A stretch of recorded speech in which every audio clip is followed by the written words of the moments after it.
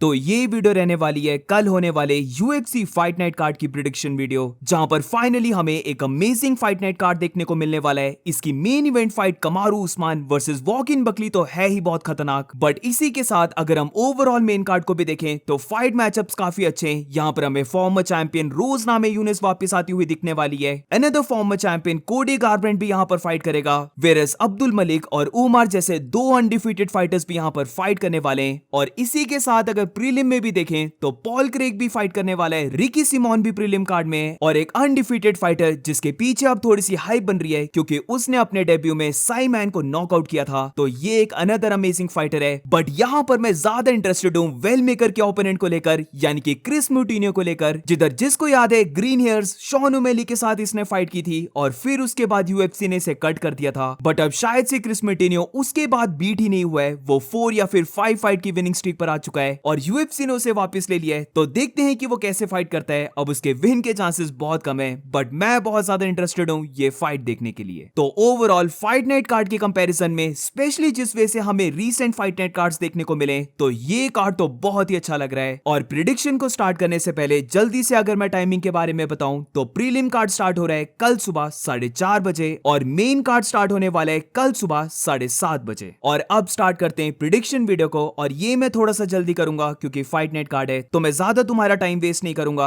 जहां पर main card की पहली फाइट के बारे में बात करें तो ये फाइट होने वाली है light heavyweight fighters Alonzo Menifield versus undefeated fighter Umar से। तो फाइट में मेरी प्रिडिक्शन है उमर से to win by round 1 knockout, जहां पर राइट नाउ उमर अपनी प्राइम में एंटर कर चुका है, वो फाइट्स को विन करता है बाय फिनिश। और इसी के साथ अगर मैं उसे मैनीफील्ड के साथ कंपेयर करूं तो उमर के पास फाइट में 7 इंचेस की रीच एडवांटेज है, उसके पास 1 पंच नॉकआउट पावर है। तो ये चीज मुझे लगता है रेसिपी फॉर डिजास्टर है, जहां पर अब अलोंसो मैनीफील्ड की चिन भी ज्यादा अच्छी नहीं बची है, वो 1 पंच नॉकआउट हो सकता है। अब उसके पास डेफिनेटली वो एक्सपीरियंस है, जहां पर अगर वो फाइट राउंड 2 या फिर राउंड 3 में ले जाए तो मे बी वो फाइट को थोड़ा सा विन करने लग पड़े। वो भी काफी पावर को होल्ड करता है, उसके पास भी नॉकआउट पावर है। बट जब ओवरऑल फाइट गेम को देखते हैं, इवन अगर हम ग्रैपलिंग को भी देखें तो उमर से के पास हर कुछ बेटर है। और इसके ऊपर से अलोंसो मैनीफील्ड का जो डिफेंस है, उसका जो गार्ड रहता है वो इतना स्ट्रॉन्ग गार्ड नहीं है। तो मुझे तो यहां पर लगता है कि उमर से फाइट को विन करने वाला है बाय राउंड 1 नॉकआउट। और अब moving on to the next fight, तो ये फाइट मिडिल वेट डिवीजन की है, जहां पर वंस अगेन एक और undefeated fighter Mansoor Abdul Malik की फाइट होने वाली है कोडी ब्रंडेज के साथ। यहां पर वंस अगेन मैं एक बहुत ही बड़े फेवरेट के साथ जाने वाला हूं, जहां पर मेरी प्रिडिक्शन है मंसूर अब्दुल मलिक फाइट को विन करेगा by round 2 TKO। Once again जब बात आती है ओवरऑल फाइट की तो मंसूर अब्दुल मलिक ज्यादा बेटर है कोडी से, उसके पास ह्यूज पावर है। अगर वो कोडी के ऊपर एक क्लीन पंच को लैंड कर देता है तो डेफिनेटली कोडी ब्रंडेज ग्राउंड में जाने वाला है। उसके पास ग्रैपलिंग भी है, बट कोडी ब्रंडेज की ग्रैपलिंग ज्यादा बेटर है, ये मानना पड़ेगा। पर इसी के साथ जब डिस्टेंस मैनेजमेंट की बात आती है तो मंसूर अब्दुल मलिक जो डिस्टेंस को मेंटेन रखता है, वो मुझे लगता है इस फाइट में काफी इंपॉर्टेंट रहेगा, जहां पर कोडी ब्रंडेज के सामने वो उसे फ्री के टेकडाउन्स देने ही नहीं वाला है, बल्कि जब तक वो फायर नहीं करता वो रेंज को मेंटेन रखने वाला है। वो कोडी ब्रंडेज को केज की साइड पुश करने वाला है और इसी की वजह से कोडी ब्रंडेज को काफी मुश्किल होने वाली है कि वो अपनी इकलौती चीज जिससे कि वो फाइट को विन कर सकता है, यानी कि टेक डाउन्स को शूट करना, वो उसके लिए बहुत ज्यादा मुश्किल हो जाएगा। और इसी के बीच में मुझे लगता है कि मंसूर अब्दुल मलिक कोई ना कोई बिग पंच को लैंड करने वाला है और वो पंच लेने से कोडी ब्रंडेज ग्राउंड में गिर जाएगा और फिर ग्राउंड एंड पाउंड पंचेस से ये फाइट ओवर होने वाली है। तो मैं यहां पर जाने वाला हूं एक heavy favourite fighter to win, Mansur Abdul Malik by round 2 technical knockout. और मूविंग ऑन, तो अब बात करते हैं बैंटवेट डिवीजन की, जहां पर फॉर्मर चैंपियन कोडी गारब्रेंट की फाइट होने वाली है हाउनी बार्सेलोस के साथ। लास्ट ही फाइट में हम देख चुके हैं कि पेटेंट एल्बर्ट को पूरे तरीके से डोमिनेट करके उसकी सारी हाइप, उसके अनडिफीटेड सब कुछ हाउनी बार्सेलो ने डिस्ट्रॉय कर दिया था। तो वो देखना डेफिनेटली बहुत ज्यादा शॉकिंग था।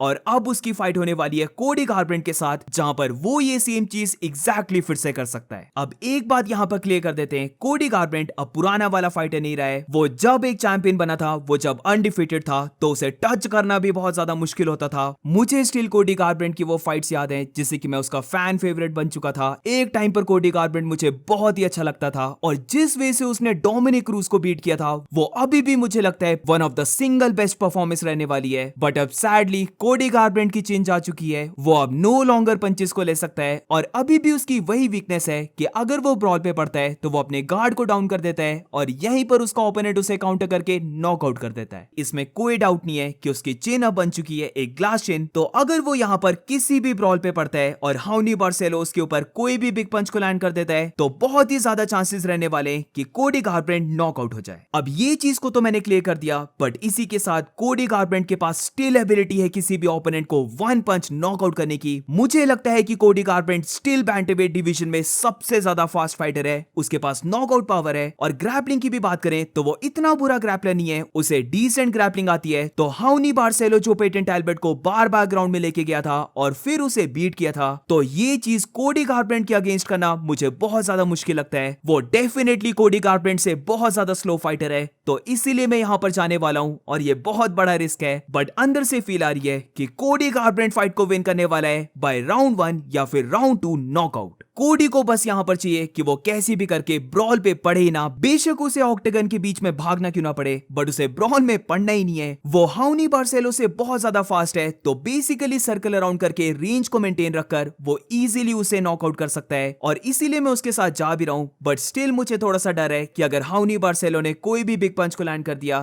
तो कोडी गारब्रैंड को वो नॉकआउट करने वाला है। और अब मूविंग ऑन, तो अब चलते हैं मिडिल वेट डिवीजन में, जहां पर एडमंड शबाजियन की फाइट होने वाली है आंड्रे पेट्रोस्की के साथ। आई थिंक सो ये फाइट बहुत ज्यादा क्लोज फाइट है। ये बोल सकते हैं एक स्ट्राइकर वर्सेस ग्रैपलर के बीच में फाइट है, जहां पर एडमंड शबाजियन एक प्रॉपर स्ट्राइकर है, वेयरएज आंड्रे पेट्रोस्की की बात करें तो वो एक प्रॉपर ग्रैपलर फाइटर है। और दोनों में पिक करना मुझे लगता है बहुत ज्यादा मुश्किल रहने वाला है, बट यहां पर मेरी पिक रहने वाली है Edmund Shahbazyan to win by unanimous decision. Andre Petroski guys बहुत ही ज्यादा बोरिंग फाइटर है, इसकी फाइट्स देखकर तुम लिटरली सो जाओगे। तो मैं रियली होप कर रहा हूं कि एडमंड शबाजियन फाइट को विन करे, क्योंकि अब शबाजियन इतना भी यंग फाइटर नहीं बचा है। मुझे याद है कि जब ये यूएफसी में न्यू आया था, बोल सकते हैं कि ये रोंडा राउसी की शैडो में रहता था, और उस टाइम पर एडमंड शबाजियन को बोला जाता था कि ये नेक्स्ट जॉन जोन्स रहेगा। बट सैडली ये थोड़ा सा एक्सपोज होने लग पड़ा, इसने फाइट्स को लूज किया है। बट अब ये 27 इयर्स का हो चुका है, स्टिल बहुत ज्यादा young, don't get me wrong, but अब श्योरली एडमंड शबाजियन के पास काफी एक्सपीरियंस आ चुका है। और मुझे लगता है कि उसके पास है वो एबिलिटी जिससे कि वो आंड्रे पेट्रोस्की के टेक डाउन्स को डिफेंड कर ले। अगर वो पेट्रोस्की के टेक डाउन्स को डिफेंड कर लेता है तो फीट में डेफिनेटली वो पेट्रोस्की को आउटस्ट्रक करने वाला है, वो अपने पंच कॉम्बिनेशंस को लैंड करने वाला है। और आंड्रे पेट्रोस्की की वैसे चिन भी इतनी ज्यादा स्ट्रांग नहीं है। किसको याद है वो फनी और स्ट्रेंज सी मोमेंट जहां पर आंड्रे पेट्रोस्की टेक डाउन को शूट कर रहा होता है, उसका सर उसके ओपोनेंट पे बचता है और वो वहां से नॉकआउट हो जाता है। तो मे भी ऐसा हो सकता है कि अगर शबाजियन बिग कॉम्बिनेशन पंचेस को थ्रो करता है तो वो पेट्रोस्की को नॉकआउट कर दे। बट इसी के साथ जैसे मैंने कहा कि ये काफी क्लोज फाइट है और एडमंड शबाजियन का जो गैस टैंक है वो बहुत ज्यादा डाउटफुल रहता है। अगर तो आंड्रे पेट्रोस्की उसे पहले ही राउंड से ग्राउंड में लेके चले गया तो फिर शबाजियन राउंड 2 के लेटर पार्ट में गैस आउट होने वाला है और वहां से फिर पूरी फाइट रहने वाली है आंड्रे पेट्रोस्की की। तो मैं रियली होप कर रहा हूं कि पहले 2 राउंड्स को एडमंड बीट कर ले और बेशक फिर वो राउंड 3 में लूज भी क्यों ना हो जाए, but end of the day वो फाइट को विन करे बाय डिसीजन। और अब मूविंग ऑन, तो को मेन इवेंट पे चलते हैं, जहां पर फाइट होने वाली है विमेंस फ्लाईवेट फाइटर्स रोज नामायूनेस वर्सेस मिरांडा मैवरिक के बीच में। ज्यादा कुछ यहां पर ब्रेक डाउन करने वाला है नहीं, मैं डायरेक्टली बोल देता हूं कि यहां पर मेरी पिक है Rose Namajunas to win by unanimous decision. अब सैडली मुझे ये भी बोलना पड़ेगा कि अगर रोज नामायूनेस फाइट को विन करती है तो ये फाइट मोस्ट लाइकली एक बहुत बोरिंग फाइट रहने वाली है, जहां पर मुझे लगता है कि रोज पूरी फाइट में पॉइंट फाइटिंग करने वाली है। वो अपनी रेंज को मेंटेन रखेगी, वो लेग किक्स और बेसिकली अपने 1-2 लाइट पंचेस को थ्रो करने वाली है। और अब बेशक मिरांडा मैवरिक के पास टेक डाउन्स भी हैं, उसके पास पावर भी है, वो एक्सप्लोसिव भी है, बट जब डिस्टेंस मैनेजमेंट की बात आती है, एक्टिविटी दिखाने की बात आती है, तो वो एक बहुत ही ज्यादा स्लो फाइटर है। तो इसीलिए मुझे लगता है कि रोज नामायूनेस उसे डिस्टेंस में रखने वाली है और जो उसका स्ट्रॉन्ग पॉइंट है यानी कि पॉइंट फाइटिंग करना, वो करके वो फाइट को विन कर जाएगी। और अब मूविंग ऑन, तो मेन इवेंट की बात करते हैं, जो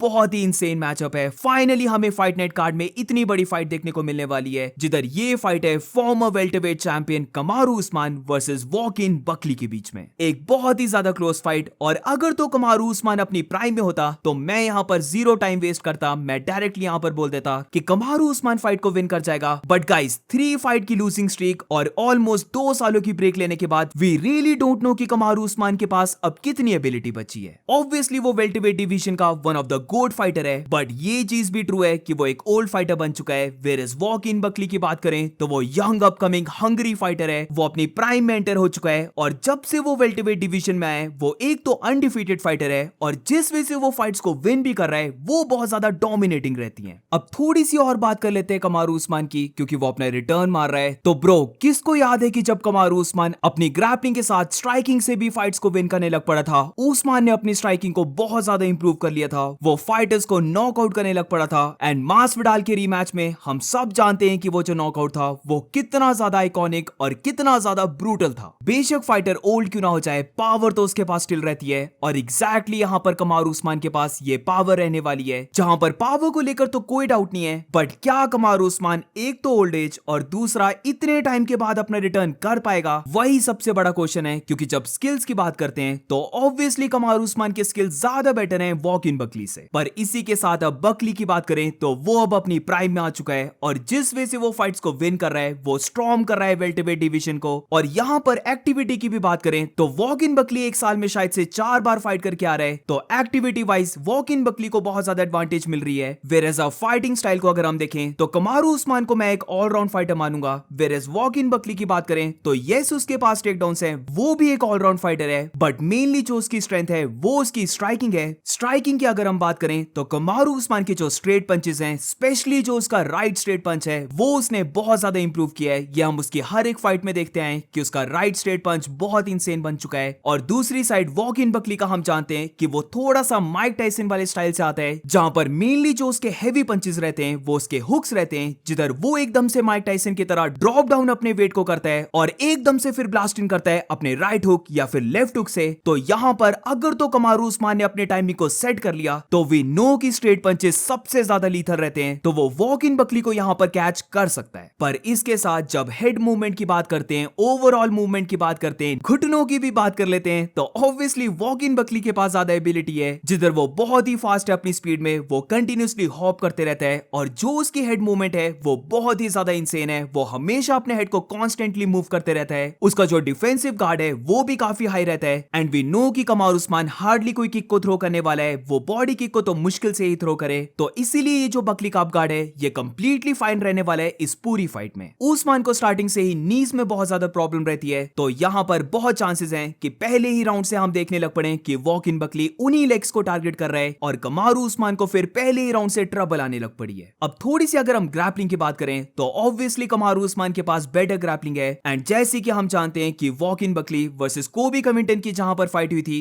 तो ये भी फैक्ट है कि कोबी कविंटन बकली को ग्राउंड में लेके चले गया था, तो यहाँ पर सेम कमारू उस्मान भी कर सकता है। और मुझे लगता है उस्मान के लिए पार्ट 2 विक्ट्री यही रहने वाला है, जहां पर वो बकली के ऊपर अर्ली टेकडाउन्स को शूट करे, उसे फोर्स करे बैक फुट रहने के लिए, क्योंकि वो एक बहुत एग्रेसिव फाइटर है। उस्मान उसके माइंड में डाल दे कि अगर वो ज्यादा एक्सप्लोसिव होता है तो कमारू उस्मान फिर उसके ऊपर टेकडाउन्स को शूट करने वाला है और इसीलिए फिर वो डिफेंसिव मोड पे आ जाए। और यही मुझे लगता है फाइट को विन करने के लिए उस्मान का सबसे बड़ा चांस है। अब वंस अगेन जैसे मैंने कहा ये काफी हार्ड पिक रहने वाली है, पर प्रिडिक्शन की अगर मैं बात करूं तो यहां पर मैं जाने वाला हूं Joaquin Buckley to win by unanimous decision. मैं पर्सनली बहुत ज्यादा बिलीव हूं एक्टिविटी का और रिंग रस्ट का, और दोनों में ये चीज क्लियर डिफरेंस है कि वॉक इन बकली बहुत ज्यादा एक्टिव फाइटर है, वेरेस कमारू उस्मान के अंदर डेफिनेटली रिंग रस्ट रहने वाली है। तो स्टार्टिंग की कपल ऑफ राउंड्स वो ले सकता है वापस अपने फ्लो को पाने के लिए, और यहीं पर मुझे लगता है कि पहले के 3 rounds walk in Buckley win करने वाला है, जिधर बेशक कमारू उस्मान के टेकडाउन्स काफी अच्छे हैं, बट स्टार्टिंग में बकली इतना ज्यादा शार्प और एक्सप्लोसिव रहता है कि पहले के 3 राउंड्स में वो टेकडाउन्स को डिफेंड करने वाला है। और अगर वो ग्राउंड में चले भी जाता है तो वो अपनी एक्सप्लोसिवनेस को दिखाते हुए, अपने स्क्रैम्बल करने की एबिलिटी को दिखाते हुए वो वापस एकदम फीट में खड़े होने वाला है। अब रही अगर स्ट्राइकिंग की बात, तो मुझे लगता है कि यहाँ पर बकली अपने प्रेशर से, अपनी लेग किक से कमारू उस्मान को थोड़ा सा बैक फुट में रखने वाला है, और बैक फुट में अगर कमारू उस्मान होता है तो फिर वही बकली का माइक टाइसन जैसा स्टाइल, जहां पर वो बॉडी को ड्रॉप करके एकदम से हुक्स को लॉन्च कर रहा है। ये चीज कमारू उस्मान को बहुत ज्यादा ट्रबल दे सकती है अगर वो फाइट में बैक डाउन होता है। क्या दोनों में से कोई फाइटर किसी को नॉकआउट कर सकता है? तो डेफिनेटली दोनों ही फाइटर्स के पास वो एबिलिटी है जिससे कि वो अपने ओपोनेंट को नॉकआउट करते हैं, बट ऐसे होने की पॉसिबिलिटी मुझे थोड़ी सी कम लग रही है, और इसीलिए मैं यहां पर जा रहा हूं Joaquin Buckley to win by unanimous decision. So that's it guys, ये थी पूरी video. What do you guys think about this video?